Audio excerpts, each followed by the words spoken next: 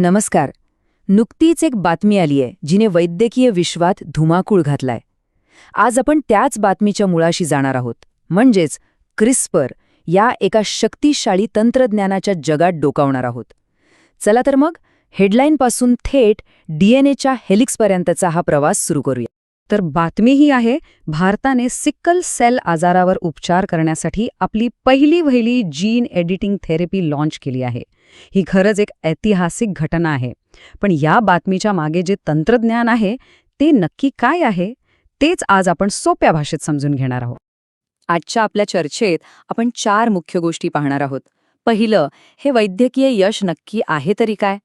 दुसरं, हे क्रिस्पर तंत्रज्ञान म्हणजे काय? तिसरं, सगळ्यात महत्त्वाचं, ते काम कसं करतं? आणि चौथं, याचं भविष्य काय असू शकतं? चला आपल्या पहिल्या भागाकडे वळूया. एक ऐतिहासिक वैद्यकीय यश, आणि या यशाचं एक खास नाव आहे BIRSA 101. तर हे BRS 101 आहे तरी काय? ही आहे भारताची पहिली संपूर्णपणे आपल्या देशात बनवलेली क्रिस्पर जीन एडिटिंग थेरपी. हिचं मुख्य उद्देश आहे सिकल सेल नावाच्या आजारावर उपचार करणं. ही थेरपी CSIR IGBच्या शास्त्रज्ञांनी विकसित केली आहे आणि तिला भगवान बिरसा मुंडा यांच्या सन्मानार्थ नाव दिलं गेलंय. आणि याचं ध्येय खूप मोठं आहे, भविष्यात आपल्या देशात अनुवंशिक आजारांवर स्वस्थ आणि प्रभावी उपचार सगळ्यांना उपलब्ध करून देणं. आता जेव्हा आपण या थेरपीबद्दल बोलतो तेव्हा साहजिकच प्रश्न पडतो की यामागे कोणतं तंत्रज्ञान आहे, कशामुळे हे शक्य झालं? चला तर मग या यशामागे असलेलं जे मुख्य साधन आहे म्हणजेच क्रिस्पर तंत्रज्ञान, ते उलगडून पाहूया. क्रिस्पर म्हणजेच clustered regularly interspaced short palindromic repeats. बापरे, काय मोठं आणि किचकट नाव आहे नाही का? पण घाबरू नका. सोप्या भाषेत सांगायचं तर हे आपल्या कॉम्प्युटरमधल्या फाइंड अँड रिप्लेस टूलसारखं आहे, पण डीएनएसाठी. याच्या मदतीने शास्त्रज्ञ जीवनाचा कोड म्हणजेच डीएनए अगदी अचूकपणे बदलू शकतात. आणि यातली सगळ्यात इंटरेस्टिंग गोष्ट काय आहे माहितीये? हे क्रिस्पर म्हणजे काही माणसाने तयार केलेलं रॉकेट सायन्स नाहीये. खरं तर ही जीवाणूंकडून म्हणजे बॅक्टेरियाकडून घेतलेली एक नैसर्गिक संरक्षण प्रणाली आहे. हो, तुम्ही अगदी बरोबर ऐकलंय. हे तंत्रज्ञान थेट निसर्गातूनच उचललेलं. मग निसर्गातली ही प्रणाली नक्की काम करते तरी कशी? चला आपल्या तिसऱ्या भागाकडे जाऊया आणि या जनुकीय कात्रीच्या कामावर जवळून एक नजर टाकूया.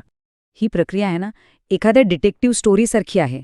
कल्पना करा, जेव्हा एखादा विषाणू जीवाणूवर हल्ला करतो तेव्हा तो जीवाणू त्या विषाणूच्या डीएनएचा एक छोटा तुकडा वॉन्टेड पोस्टर म्हणून स्वतःकडे जपून ठेवतो. ही झाली त्याची आठवण. आता पुढच्या वेळी जेव्हा तोच विषाणू परत येतो तेव्हा जीवाणू एक गाईड तयार करतो, ज्याला आपण गाईड RNA म्हणतो. हा गाईड Cas9 नावाच्या एका प्रोटीनला, जी आपली कात्री आहे, तिला सोबत घेतो, त्या वॉन्टेड डीएनएला शोधतो आणि स्निप, कात्रीने तो विषाणूचा डीएनए कापून टाकला जातो. झालं काम. आणि शास्त्रज्ञ प्रयोगशाळेत बरोबर हेच करतात. ते 2 गोष्टी वापरतात. एक, गाईड RNA, जो एखाद्या GPS सारखं काम करतो आणि डीएनएवर कुठे कापायचं ती अचूक जागा दाखवतो. आणि दुसरं, Cas9 प्रोटीन, जी ती आण्विक कात्री आहे, जी त्या जागी जाऊन डीएनए कापण्याचं खरं काम करते. अर्थात हे लक्षात घ्यायला हवं की क्रिस्पर हे एकमेव जीन एडिटिंग साधन नाहीये. याआधी ZFNs, टॅलेन्स सारखी दुसरी साधनंही होती. मग क्रिस्पर Cas9 प्रणाली इतकी लोकप्रिय का झाली? कारण तिचा तो RNA गाईड, तो तिला जास्त अचूक, वापरायला सोपी आणि खूप स्वस्त बनवतो.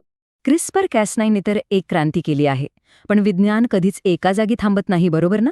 चला तर मग पाहूया जीन एडिटर्सची पुढची पिढी आपल्याला कुठे घेऊन जात आहे. तर भेटा एका नवीन खेळाडूला, TNBP प्रोटीन. भारतीय शास्त्रज्ञांनीच विकसित केलेलं हे एक नवीन जिनोम एडिटिंग साधन आहे, जे Cas9 पेक्षा खूपच लहान आहे. आणि याच्या लहान आकारामुळे त्याला वनस्पतींच्या पेशींमध्ये पोहोचवणं खूप सोपं होऊन जातं. आणि यात अजून एक गंमत आहे. हे लहानसं साधन जम्पिंग जीन्सशी संबंधित आहे. हे डीएनएचे असे भटके तुकडे आहेत, जे जिनोममध्ये एका ठिकाणाहून दुसऱ्या ठिकाणी अक्षरशः उड्या मारतात. विचार करा, निसर्गाने तयार केलेलं हे एक विलक्षण साधन आहे, ज्याचा वापर आता शास्त्रज्ञ करत आहेत. आणि आता ही गोष्ट ऐका, GloCase9.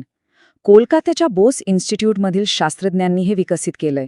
हे एक असं क्रिस्पर प्रोटीन आहे जे जीन एडिटिंग करताना अक्षरशः चमकतं, लाईट लागतो जसा. हे कसं शक्य झालं? तर खोल समुद्रातील कोळंबीच्या प्रकाश उत्सर्जक तुकड्यांना त्याला जोडून. यावरून कळतं की विज्ञानात कल्पनाशक्तीला किती मोठा वाव आहे. तर बिरसा 101 पासून ते ग्लो-कॅस9 पर्यंत आपण पाहिलं की भारत या क्रांतीमध्ये कुठेही मागे नाहीये. आपल्या हातात आता जीवनाचं मूळ कोड बदलण्याची शक्ती येत आहे.